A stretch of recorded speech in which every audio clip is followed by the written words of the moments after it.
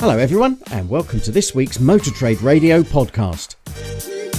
Powered by Motors, the driving force behind multi-site advertising. With Philip Nothard and Curtis Hutchinson, bringing you all the chatter that matters.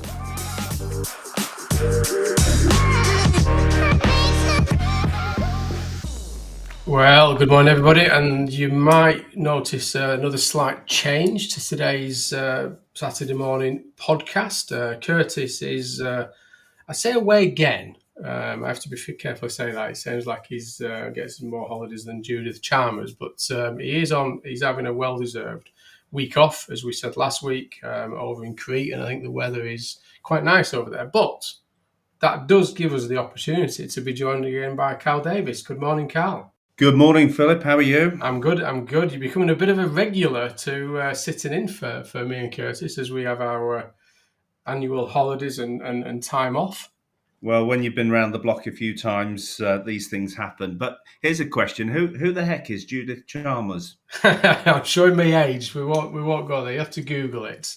But yeah, she liked her holidays. It was a holiday presenter, wasn't she, back in the day? But many of our listeners may remember her. I'm teasing some you. Some certainly may not. You're in my world. You know who I'm talking about. But yes.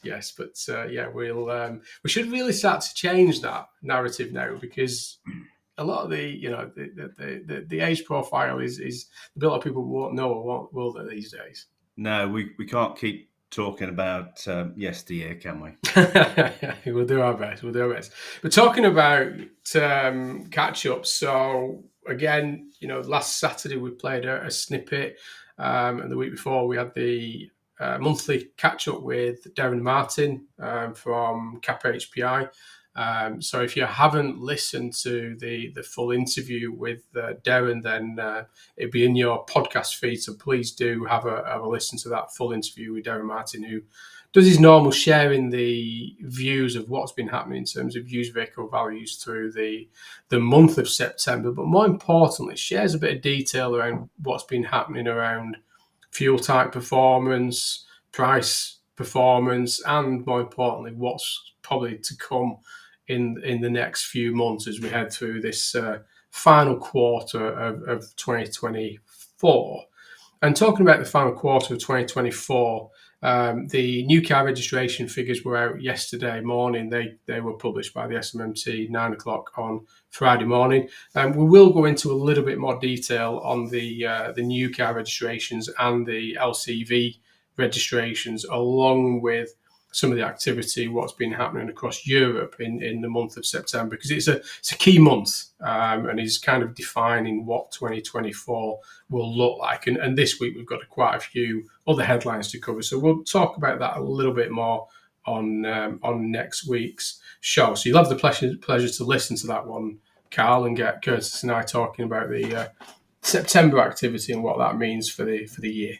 And finally, just before we get on to the headlines, a couple of quick shout-outs. We've got AM Live. So if you haven't registered for AM Live down at the NEC in Birmingham, that is on the 13th of November.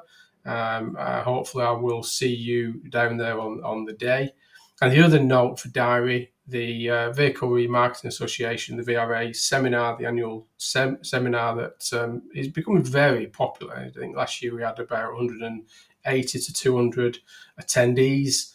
That is now open for registration. It's from 27th of November down at the Slate down in Warwick again. So if you have been for the last few years to that, I know how valued you see that event. So please do register for that. And we'll put a link to both the AM Live and the VRA seminar on the newsletter on Monday morning. But talking about updates, and whilst we have you, Karl, last time you were on, we talked about the podcast that you were getting involved with. How are we doing? That must be nearly imminent now. It is. It goes live week commencing the 14th of October. Really excited by that. It's been delayed by one or two personal things, but I'm beyond that now, and I'm good to go. And as a reminder to listeners, it's a 2 minutes micro podcast offering the thoughts for the day, really. It's in that style around a handful of leadership topics. And there's two driving factors for me for delivering what I'm going to call your critical friend, which is a term that's, a label that's given to me often. One is giving back. After more than 40 years in the motor industry and 2 decades doing professional services, Phil, I'm going to be sharing some observations, tips and tricks from some of the best leadership teams out there. I really have been privileged to work with some great people and continue to do so. And the second thing is I want to pay forward my good fortune of an early cancer diagnosis by working in association with Prostate Cancer UK and promoting their 30 seconds online risk checker. And there'll be a unique link to that at the end of the podcast so we can actually see how many people engage with that. I'm very lucky to be here talking about cancer whilst being post-cancer, and I just want to pay that forward. Excellent, and when it is live, I'm sure Curtis and I will certainly share it and give links to that as well, and hopefully get you on as a guest rather than a co-presenter to talk us through how it's gone in the future. So very much looking forward to that one, Karl. You're listening to the Motor Trade Radio podcast, powered by Motors. So this week's headlines, we're going to be talking a little bit about movers and shakers. AM100 Sytner's Darren Edwards to retire, and the successor is named. Also, Group 1 Automotive appoints Mark Raban as CEO of their UK operations. And then you would have seen this week that automotive accountancy firm UHY Hacker Young, Manchester, has been acquired. So David Hendrick is a bit of a change there for David and his leadership team. Then we'll look at a bit about what's been happening at the OEM and dealer level. So this week we're going to stay away from dealer profitability results, but look at what's happening in VW. So VW's second profit warning exposes an automaker in decline. European car makers braced for deeper and longer downturn, and Lookers owners splashes out a potential $1.2 billion to buy Danish car import business KW Brun. And then finally, a couple of and finally stories, and one is that in Car Dealer Mag, the worst places to buy a used car in the UK are revealed by a new survey. And finally, our friend of the podcast, Mr. Robert Forrester, with the headline that the ties, they are a-changing, and Virtue Bosses announces switch to traditional staff uniform. You're listening to all the chatter that matters on the Motor Trade Radio podcast. If you're a supplier and would like us to profile your business and reach our audience of dealer bosses, managers and decision makers on one of our dedicated supplier specials episodes, get in touch with Curtis and Philip at motortraderadio@yahoo.com.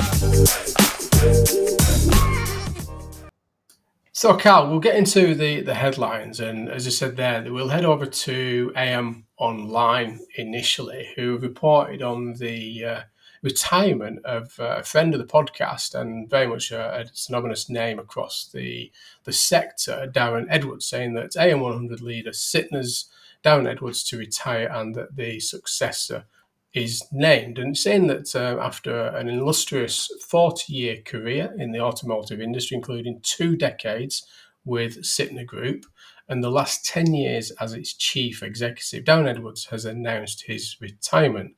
So saying that obviously under his charge, Sytners have owned a sixth of the entire UK network of BMW and Mini dealerships following the completion of in December of last year their takeover of the AM100 Group Rybrook, and that gave them 15 sites delivering annual revenue nearing 800 million.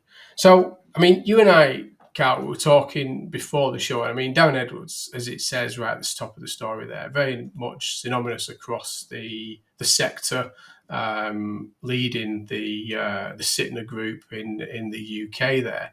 But obviously, he's deciding to step away and potentially retire. And I suppose the big question, as always with this, is do these leadership at that level, do they actually retire, or do they just have a little bit of time out to attend to their roses a little bit before returning to the sector?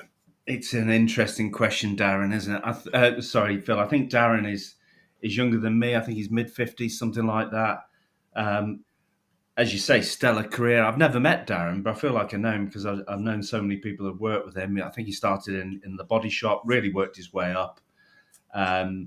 With Roger Penske's backing and support, built a tremendous portfolio of premium and luxury brands, and we shouldn't forget that if you want to get a great return on sales, which certainly until recently that organisation has delivered, you need the right mix of brands. What a career! Probably, with the exception of Car Shop, he doesn't seem to have put a foot wrong, so he deserves a bit of a rest. But I think I'm with you. He'll probably be back. Those senior figures don't retire for long. Yeah, it's an interesting one there. You say about the Car Shop, and you and I would have seen the old Car Shop and the car people back in the day. I mean, two fantastic supermarkets operating sort of head to head, but covered the UK network. They came together under that. The single Car Shop, and then obviously under the Sytner. But obviously then it became Sytner Supermarkets, and I think from there it kind of lost its way a little bit. So I don't think as of late that's been the best move, should we say, for Sytner Supermarkets of what's happened with Car Shop, because we know that there's headwinds around supply of availability of products and things like this. But it's just a shame that we did see the loss of such a fantastic supermarket that was obviously eventually headed up by the Dunkley brothers, go under that Sytner space, and then obviously demise down to just a few under the Sytner Supermarkets now. Yeah, I can't imagine that turned into a good investment, but we shouldn't diss Darren. What a career overall, to be admired. Yeah, and as I say, the Roger Penske, who's chair and CEO of Penske Automotive Group, who is obviously the parent company, commented on Darren Edwards' retirement, saying that Darren's leadership and operational contributions have led to significant growth of our UK operations under his guidance. Sytner has become synonymous with excellence in the marketplace with our OEM partners and amongst our 10,600 team members. And they have named his replacement. So Darren is going to be, his successor is John Cragg, who will be relocating to the UK, which kind of means that he's obviously probably over in the US there, who will be taking over there as the new CEO of the Sytner Group. And it does say that John Cragg's career with Sytner does span 18 years, starting as a sales executive back in 1994. That does make us feel a little bit old there, Karl. But obviously working his way through the business, and now obviously going to be taking the helm from January the 1st officially here in the UK. So congratulations to that, and I'm sure we will catch up with Darren at some point in the future. Now, sticking with AM Online, and another name of the industry, a bit of a sort of, movers and shakers at the minute, but Group 1 Automotive appoints Mark Raban as CEO of UK operations. Now, we'll know that, the US retailing giant Group 1, they've appointed Mark as the CEO, and he was he previously led the Lookers business under the Canadian firm Alpha Auto group, and which we'll talk a little bit later about that, because there is a story this week around what's happening in that business. But again, very much a name in the industry, and a big job for him to take on over in the UK here. Yeah, I don't know, Mark, but the language that seems to come up with when Mark's name is mentioned to me is safe pair of hands, and he certainly tidied up the operation at Lookers when he was there, because obviously there'd been some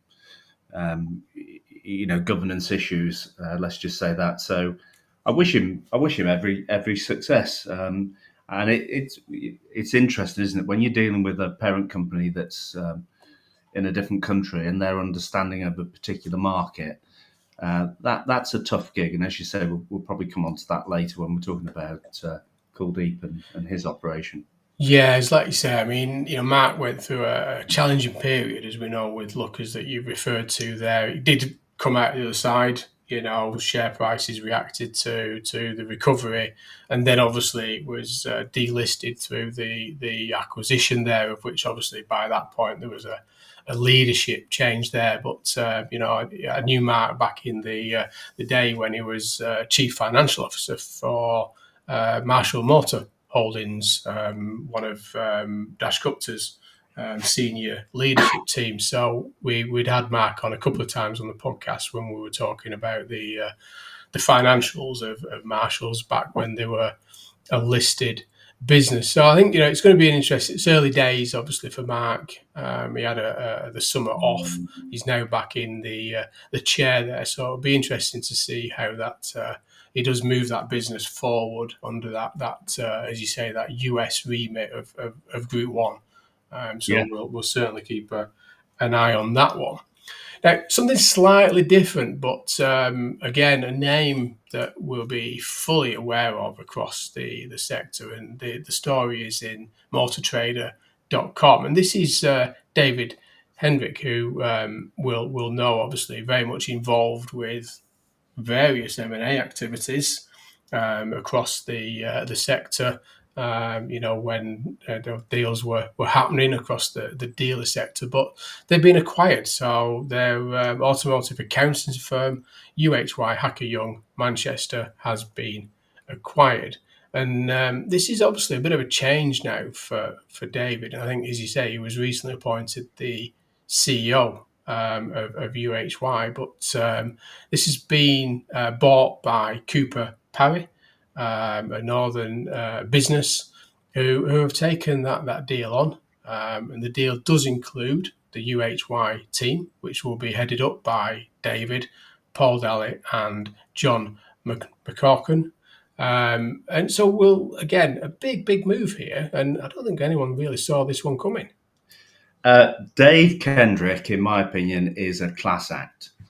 He really is a class act. He's done more deals than a Monte Carlo and no doubt in this particular deal as CEO, he'd have trousered a few quid, and fair play to him, particularly if he keeps everything moving forward. I had the pleasure as in my capacity of non-exec director at Clydebrook Volvo Group to work with David as he facilitated a sale for us, and he is right up there. He deserves all his success, and I'm sure that combined business will just keep moving forward. So fair play to him. No, like you say, well deserved, because they say he's put a lot of effort into UHY, and he's moved that business on over the years, and as I say, being at the centre of many a big deal in the dealership sector over the years, and you say a great business for them to acquire there. And as you say, I'm sure David is quite happy with that. Is at the forefront of many names across the sector there. So we will be back after a short break. Next up, we'll be getting the latest from Stephen Whitten from Menable Moments, and this is certainly one that you do need to stay tuned for. You're listening to all the chatter that matters on Motor Trade Radio, powered by Motors, the driving force behind multi-site advertising. This is your weekly one-stop shop for all the biggest car retailing headlines from across the media, available on demand, wherever you are, and on your podcast feed. Next up is our latest Menable moment, looking at mental wealth and well-being awareness and best practice in the automotive sector. With me, Stephen Whitton. Yeah, hi everyone, it's Menable Moments time again. Hope you're well. So there we are, September's done and we are now in Q4. Can you believe that? How this year has just whizzed past. And we're nearly there, we're on the home straight. Anyway, hope you're okay and weathering the rather unpleasant weather that we've been having for the last week or so, and it hasn't dampened you too much or caused you any problems in your businesses. But on the subject of weathering, tenuous link I know, but I wanted to get there somehow. I walked into Sandycliff in Nottingham last week to be greeted by the question from a young man, a sales exec in the sales team, who saw me walk in. The first thing he asked me was, "How are you revving?" And I was like, wow, I'm blown away, because we've recently just launched the kind of Wellbeing Winners Next Step program to all of the team at Ford Store in Nottingham. And we've held one awareness session. And we talked about the rev counter analogy and how if you use that those revs really kind of relate to how you are operating or how you're feeling. And in this instance, going up in the red is not good, but being around a 2 or 3 is fine. And my response was, yeah, I'm probably at about 3 or 4, which is a kind of a reasonably okay place to be. But I was more blown away by the fact that had that much impact on that individual in just that one session. But I'm not going to claim credit for that, because what's really had the impact with that individual is the fact that stuff now lives and breathes on a day-to-day basis throughout that business, which is just amazing. It's just fantastic to think that we do genuinely have managers that care, managers that want to work on mental wealth and want to improve the lot of the people around them. And guess what? The results are coming with that as well. Now, we talked a bit about the results, and if I'm honest, it's difficult to pinpoint an actual relationship to increased performance. But the one thing that did get mentioned was that what we now have within that team is what they described as weathering collaboratively. So I'll let that sink in a little bit. That's weathering collaboratively. So in other words, what they mean is that it's been a tough year. The market's been tough. September's not been the easiest. And things are looking like it's not improving anytime soon.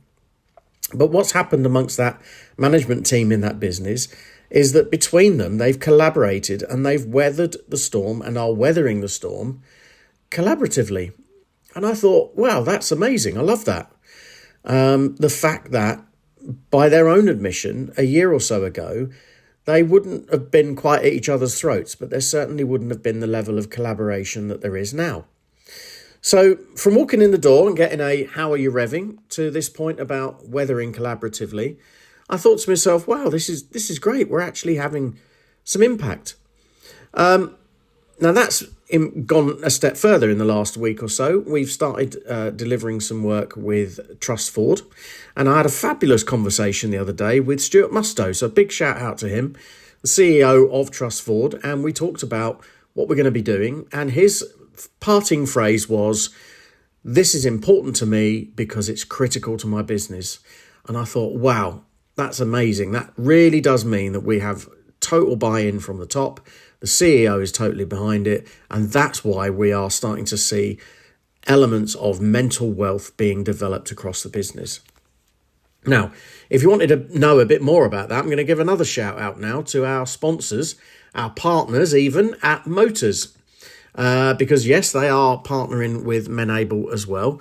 And one of the things that's recently been launched and should be coming out if you're a Motors customer fairly regularly on an email is that we have taken a version of these Menable moments and we've put them into some little guides that now sit on the Motors website. So if you go to dealer.motors.co.uk and look at their About section, you will see that there is a number of tools in there. And if you scroll down a little bit, Menable is one of them. So it tells you all a little bit about what we do. There's links there to our website.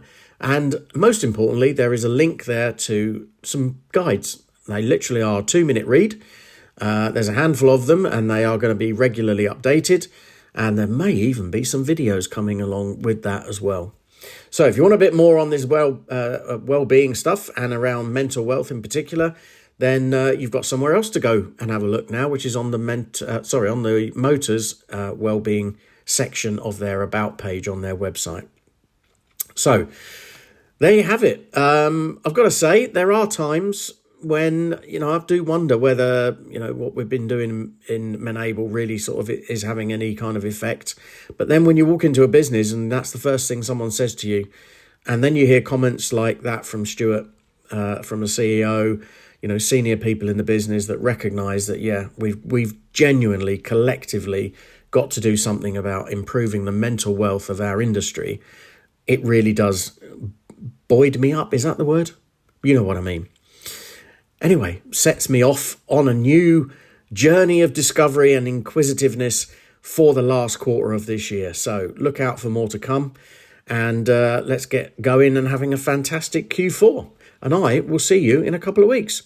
As always, you know how to get hold of me, stephen.witten@menable.org. Catch you soon. Well, Karl, I thought you'd like that one. I didn't give you any sort of insights of what he was going to talk about, but I liked his reference of well-being stuff.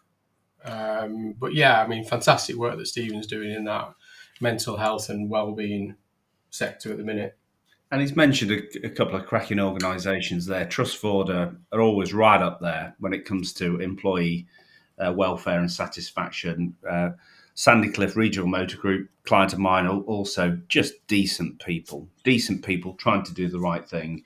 And Steve mentioned, the point about how was he revving and the red line. I think we need to try and keep people away from the red line by actually just getting them fitter in the first place. And I think some of that fit for purpose is around their resilience too and their mental toughness, because we can't take away all the pressures in life, and anything we can do to actually prepare people for some of the things that are going to come their way, the better. Yeah, no, it's. I mean, obviously, we've been working with Stephen and the Menable course for quite a while on the podcast alongside Motors, and it's great that it's been a tough challenge for him to get it going, but he's now starting to see the results, starting to get the. When you get that kind of feedback from a CEO at that level in that organisation, that it's all part of that business, it kind of resonates to what we all kind of know, but actually seeing it happen, that kind of feedback must be fantastic to hear. And and I know, Karl, that, it's a business success comes from its people. And they need to be in the right frame of mind, don't they? You're so right. At the end of the day, there's still circa 900,000 vacancies across the entire UK economy. It's going to remain an employees market for some time to come. And being the employer of choice is how to gain and retain the best people. And showing interest in employee welfare is a really important point. And that's not my opinion. That's my insight from all the research that's out there, for which I spoke about last year to a key industry event. So the sooner we get this stuff and try and do the right thing, whilst also preparing our colleagues to be resilient, the better. It does feel like, everything that's going on, alongside things like Menable and other things that are all involved. And, even what you talked about right at the start of the show about your podcast and things like this, things seem to be changing now. And because the auto industry has always not been very good at it, but we do seem to be acting now. We are changing in terms of, that right environment for our colleagues and employees, and becoming that an industry that, we do look after our staff. We do think about our staff, which has been a long time coming. Yeah, I started in the industry 43 years ago. on a youth opportunities program, which was the scheme that preceded YTS, Youth Training Scheme. Yeah. So in effect, I was employed by Margaret Thatcher because there was no proper jobs around, and I was absolutely beasted whilst on a placement. I'll tell you privately some of the things that came my way, but it wasn't great. So yeah, we've got to protect people. We've got to create an environment where people can flourish, but we also do need to prepare them for some of the some of the fair and reasonable challenges that are coming their way. Yeah. One of the things that I hear a lot is this term snowflake, and I don't like it, but it sort of intimates that first point of heat or pressure, people will sort of melt. And the world is full of tough stuff. We've got to help people prepare for that and put mechanisms in place to get through it, because it can't always be a bed of roses, can it? No, and I feel good now because mine was YTS, so I came after you. So I'm feeling a little bit better on that one. Okay, Karl. stop going on about it. But talking about pressure, and we're heading over to sort of a bit more of the international global market now in the second half. So heading over to automotive news Europe, and the headline is VW's second profit warning exposed an automaker in decline. VW faces new entrants, including the likes of China's BYD, as well as a conflict with unions over possible job cuts and unprecedented plant closures. Now, when we talk about the pressures in the last few weeks, as I mentioned earlier, we've talked a lot about the retailers, the dealers' financial results for the full year 2023 and some year-to-date trading that have been challenging, to say the least, on the back of an exceptional 2022 year. But for now, it seems to be as much in the OEM manufacturer space as well as the dealers. Normally it's the dealers that feel a lot of the pain, but this is now that VW are facing some of the pain there. As I said, they've now announced their second profit warning in as many as 3 months. Making it clear that the European VW group is struggling a little bit, facing a few challenges, saying that they've slashed expectations for revenue, profit, and cash flow, and saying that the demand for its cars on September the 27th for VW now expects to deliver fewer vehicles this year than in 2023, and it's the fourth annual sales slump in 5 years. So, and I don't think this is unique necessarily to VW, because also within the story there, it does talk about Stellantis and Aston Martin. Aston Martin this week have both cut their forecast too for the year, and adding that sort of pain in that European auto industry marketplace. So I think clearly the Chinese new entrants are sort of putting a bit of challenges up against the legacy OEMs, Karl.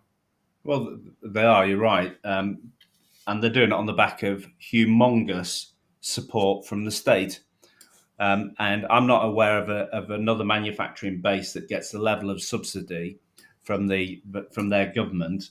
And if you look at Volkswagen Group, or in particular the German and French manufacturers, massively unionized countries where the unions have a great sway and for honourable reasons, I'm sure, resist change tooth and nail. They fight tooth and nail to resist change. Whereas in comparison, not only does China have tremendous state subsidy, independent unions are illegal in China. So that's a space where you can do pretty much wherever you want to do if you're state backed and get away with it. So it's not a level playing field, and I'm worried for the European car manufacturing base. I really am, because China is on a march and it will not stop. Just like, I think I said this before, just like Japan did in its own way in the 70s and 80s.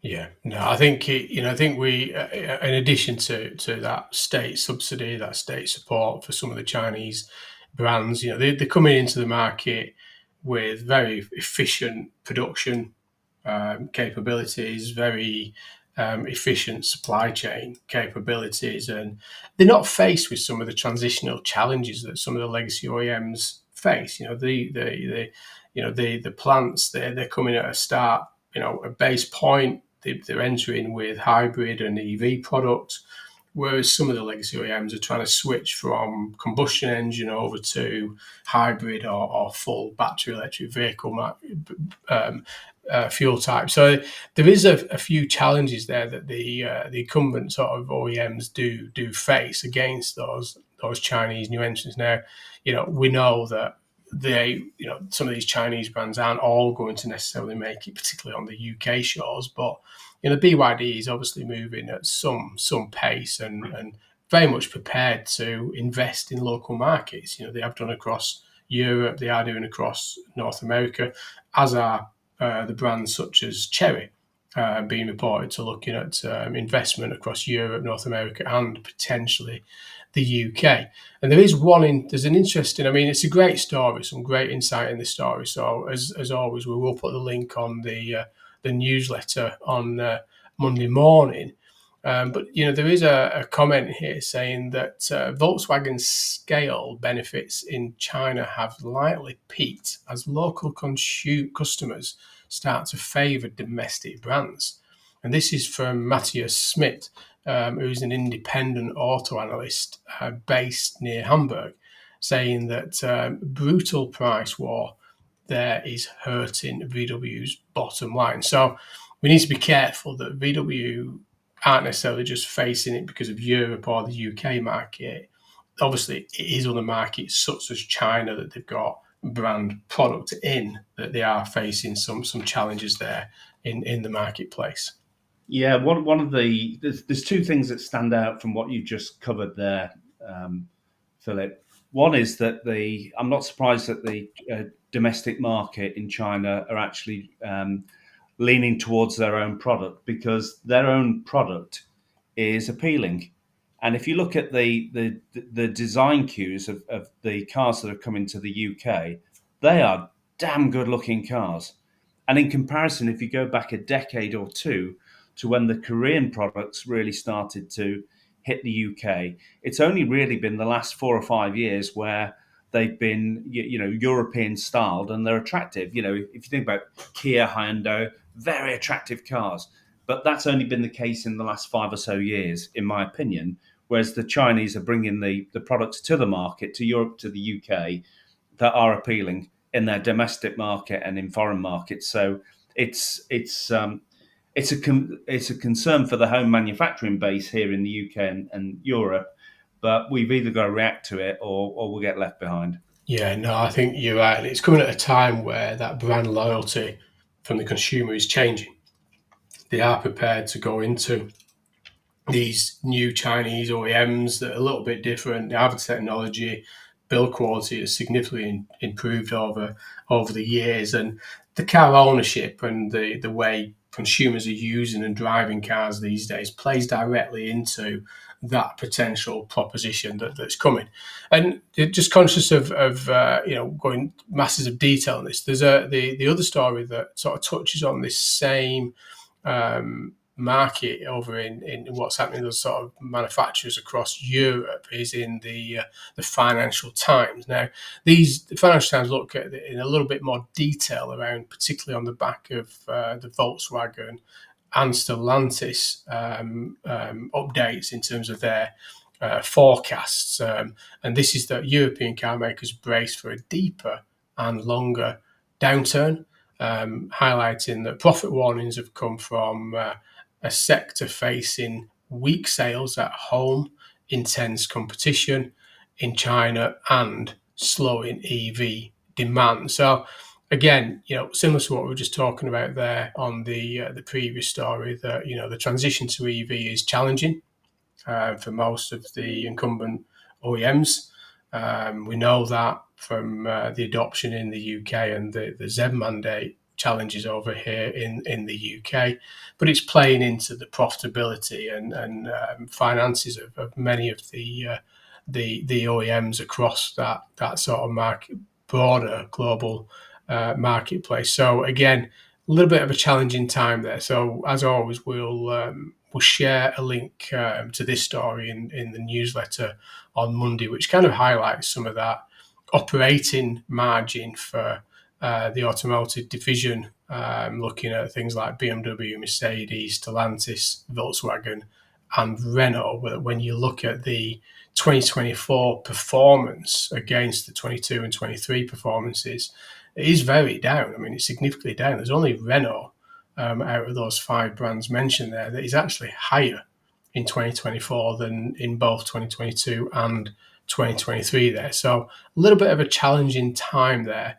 And adding to that, it does sort of touch on the challenges that Ineos Automotive are facing with the tycoon, should we say, Jim Ratcliffe, who has faced some challenges, should we say. And we haven't got time today, Karl, to go into that a little bit, but those following the football are quite happy about what's been happening in Jim Radcliffe's space at the minute. I don't know if you've been involved in any of those conversations.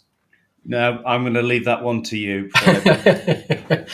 So, last few stories now. So, the last one in terms of what's happening in the international global space, and we mentioned it at the start of the show there, that Lucas owner splashes out $1.2 billion to buy Danish car import business KW Brun, and saying that Group Auto Holdings has acquired a 10-year-old Danish car import business. The firm says it is part of its expansion and consolidation plans across Europe, and the deal is currently awaiting for Danish competition and consumer authority approval. So you kind of alluded to this a bit at the start of the show. I mean, there was a lot of talk a while ago around what had happened with Lucas following the acquisition, some of the chat across the industry around what was happening, one with the leadership team, the challenges with the relationships with the OEMs across that Lucas business following a challenging period through the pandemic there. Now, obviously, recently we know that James Brearley, ex-Inchcape, ex-Pendragon, ex-Peter Vardy's, has gone in there as CEO. So he's appointed to turn that Lucas business around. But, at that point as well, with everything that's gone on, now to go out and spend that kind of money on a potential acquisition across Europe is a bit of a game changer. It's one to really keep an eye on. So Global Auto Holdings, owned by Kuldeep, the Canadian, I think, finance guy. He's been into motors for some time, but I don't think that's his background. I guess he's looking at scale and believing he can align the back office operations and drive operations, sales operations forward. But that is easier said than done. It really is easier said than done, and particularly if you start by ripping the heart out the organisation because you paid a premium for the purchase in the first place. So I think there's a big job to be done there, and I think there's a lesson to be learned. And if we look outside the motor industry, I shared something with somebody a couple of weeks ago that the Royal Ratcatcher Rent-A-Kill had a disastrous acquisition of a US business called Terminix, which led to a 37% slide in their share price. And they were trying to achieve the same thing, get scale, cut back office costs. And if we go even further back, about 2 decades, to when Morrison's acquired a company called Safeway. For our younger listeners, they had about 115 stores, I think. A disaster, because then Morrison, still run by a member of the Morrison's family, second generation, had never acquired a business of such scale. I think the biggest acquisition they'd made was something like 8 or 10 stores in Yorkshire, and then they take on 115, and it was calamitous. And if we come right back to our industry, if you go back, 15 years ago, the same could be said about Pendragon taking on Reg Vardy. And I seem to remember, you might want to check this, but I seem to remember Sir Peter got something like 500 million for Reg Vardy. And about a year, 18 months later, from Pendragon, and about a year or 18 months later, the whole of Pendragon, including the swallowed up Reg Vardy, was only worth about 137 million quid. And I think the share price went down to about 1.25 pennies. So it's easier said than done to make wholesale acquisitions. and assume you'll drive the performance or the share price forward. It's one to watch for the people that are involved, employed in those organisations. I wish them every success. But I would say James Brearley coming into Lookers now with his robust approach will either lead to some common sense being applied or a very short tenure. Yes, I think he's probably viewed it that way. To be fair, I think he's got he's got a job to do, and we have invited James back onto the podcast to talk about how it's going, etc. And if you are listening, James, I think you will be. You are welcome back on when you get a minute. I think we'll get the September registration plates and activity out of the way first. But we'll catch up on that one later. Now, a couple of quick and finalies here, and heading back over to Car Dealer magazine. The worst places to buy a used car in the UK are revealed in a new survey, saying that Northampton is the worst town in the UK to buy a used car. Kingston upon Hull is the best place to go for your if you're in the market for a new or obviously second-hand used car. And this is data that has been collated as part of a study by Moneybank Vehicle Finance. It's an interesting one, this one, because obviously it wasn't long ago we were talking about obviously the internet and locality didn't matter and everything was bought online. But actually we know that more recently, local dealers, local retailers are definitely back on the radar and agenda for consumers at the minute. It's a great. I don't know about the facts. It's, as you say, it's Moneybank's facts, but from a business point of view, I'm fascinated by the great PR that they've just generated for their own business by coming up with such a provocative story of the best and worst place. And talking about the best, isn't it nice to hear that Hull is being given its full title of Kingston upon Hull? So, one up for the north there, but great piece of PR from Moneybank. Respect to them. No, it is right, and as I say there, they do talk. I mean, there's a top 10 there, so I'm going to steal Curtis's thunder because he does like to do the top 10. And this is that in 10th position is Plymouth, down in Devon, and that got an overall score out of 10, which incorporates the reviews, excellent reviews, terrible reviews, and the average used car price of 3.45. Just above them, with the same score, is Slough, down in Berkshire at 3.45. Then it's Edinburgh, up in the city of Edinburgh there. Just above them is Cardiff. Then Leeds, local to me there, that one, Karl. Just above at 3.33.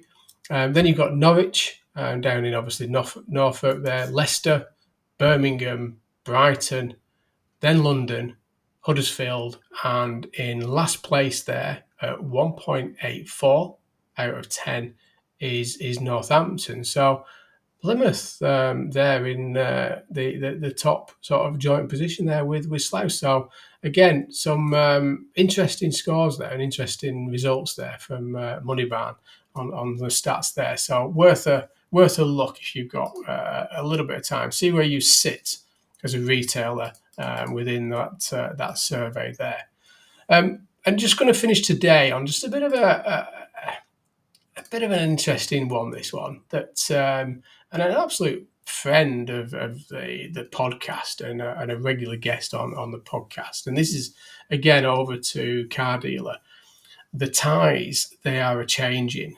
Virtue Boss announces switch to traditional staff uniform, saying that they've severed ties with its traditional uniform, and that the staff will no longer have to wear ties or scarves as part of their working attire. And that Robert Forrest says that the group has accepted that times change. Now, obviously, I've spent a lot of time with Robert and his colleagues there, and it's always very difficult when I go and see Robert. Do I put a tie on? Do I not put a tie on? Because he is always very smartly dressed, always got a tie on. You can even see him in the picture there that they've actually, interesting, they've used on the story that all the Robert and his colleagues there have all got ties on. But I saw the social media feed yesterday where he had a picture of himself without a tie on, with just an open collared shirt. But certainly times have changed, haven't they, Karl? They have. I don't think we should be a slave to fashion, nor should we be a slave to tradition. I've not worn a tie, with the acceptance of funerals and Remembrance Sunday services, since COVID. And the fact that consultants in hospitals don't wear ties is they're a harbinger of bugs. They're a transfer of bugs and stuff like that. They're not very hygienic things because they don't go wash very often, let's be honest. But so what? If you don't want to wear a tie, if that's not part of your corporate look now, that's fine. But just a word of warning to all those middle-aged men out there: just be careful with the trainers with the white sort of bump all the way around there. Keep it real, guys. Keep it real. You've got to go home to your family at some point. So if needs be, maybe leave them at the dealership and put some proper footwear back on.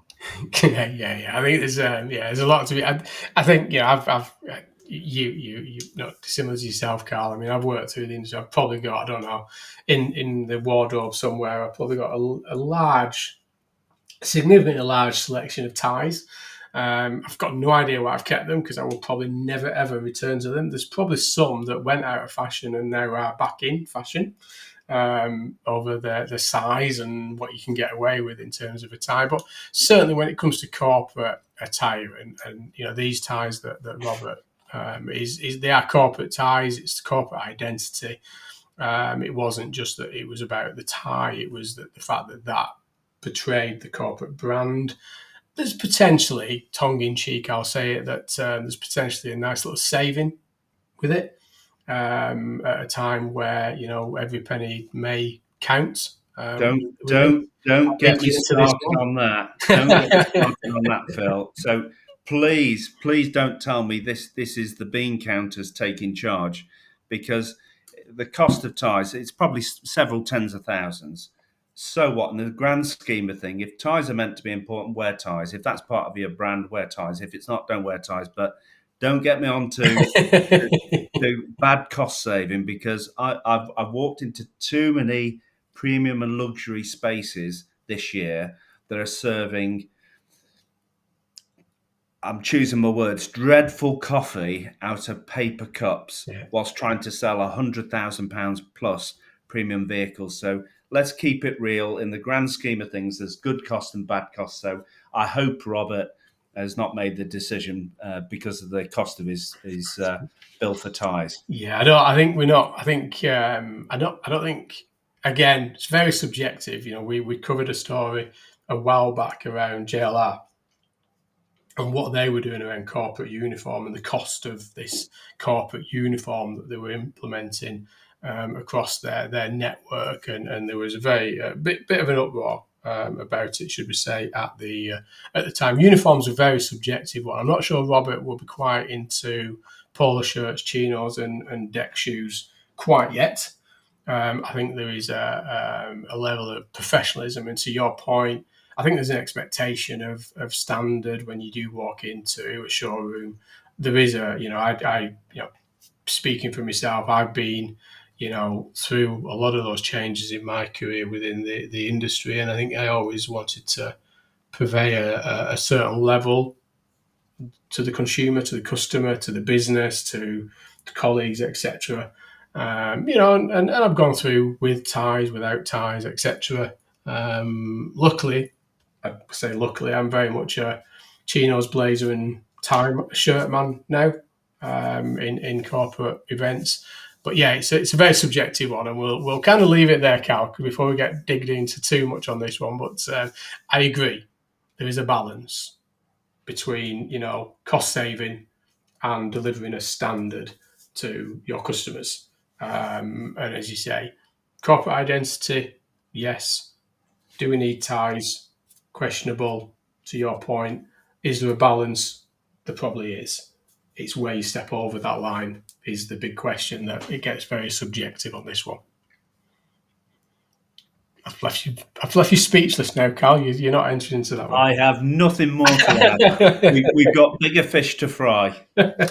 So we thought we'd leave on that one. So again, I mean, a massive thank you, Karl, for sitting in and having a chat with me today. It is slightly longer than usual, so thanks for staying tuned. If you have stayed tuned for the whole of this chat with Karl, covering the headlines and a fantastic men-able moments there from Stephen at the midway break. If you are listening to halves, that's why we split it up. So thank you again, Karl. I know you're back again, not very soon now, sitting for myself with Curtis at some point in the future. But yeah, we'll keep away from uniforms on that one, I presume. And final shout out, watch out for the Critical Friend podcast in association with Prostate Cancer UK, week commencing the 14th of October. 2 minutes on 5 leadership topics. Fantastic. So that's it for now. And many thanks for joining us on the Motor Trade Radio podcast. Until next week, goodbye from me. And goodbye from him. Thank you for listening to the Motor Trade Radio podcast, powered by Motors, the driving force behind multi-site advertising. We'll be sharing all the URLs from this week's headlines on Monday morning. To make sure you receive them, just subscribe to the free newsletter on our LinkedIn page. Just search Motor Trade Radio Podcast.